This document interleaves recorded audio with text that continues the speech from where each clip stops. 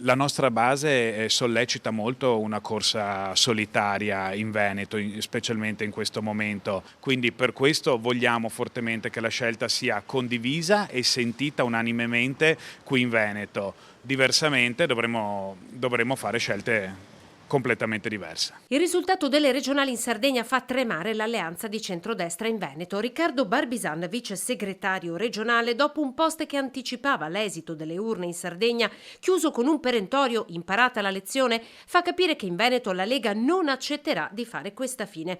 O si farà tesoro del caso Sardegna in fase di trattativa sul nome del candidato per il centrodestra, o la Lega, spinta dalla base, sceglierà di correre da sola. Attenzione, cerchiamo di cogliere meglio quello che pensano le persone e di offrire candidature che non sembrino calate dall'alto, che non sembrino spartizione di territorio come se fossimo a risico. Il Risico in Veneto, terra profondamente identitaria, non funziona. A fare quadrato sulle dichiarazioni del vice segretario una pioggia di commenti sui social.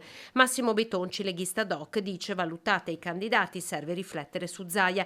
Poi il segretario della Lega in Consiglio regionale Alberto Villanova, che si dice rammaricato. Ora bisogna trarre delle lezioni. Così Roberto Mercato. I territori devono decidere loro, perché altrimenti la si vive come un'ingerenza e poi si hanno i risultati che abbiamo visto. Insomma, la Lega alza la testa ed è una levata di scudi. Così Flavio Tosi ieri sera a Ring. La Lega è cambiata ed è diversa da quella nella quale per 25 anni ho militato anch'io. Soddisfatto il Partito Democratico, che con il voto in Sardegna testa il campo largo. Per Martella, segretario del PD Veneto, è l'affondo del centrodestra. Quanto è avvenuto in Sardegna inciderà negativamente ancora nella coalizione di governo, perché io lo dico da tempo, sono molto divisi, si sono uniti su qualcosa che in questo momento appare più uno scambio, riforma dell'autonomia differenziata e riforme costituzionali, ma in realtà sono molto divisi su tante questioni. Credo che le elezioni europee saranno da questo punto di vista uno spartiacque fondamentale anche per la politica veneta.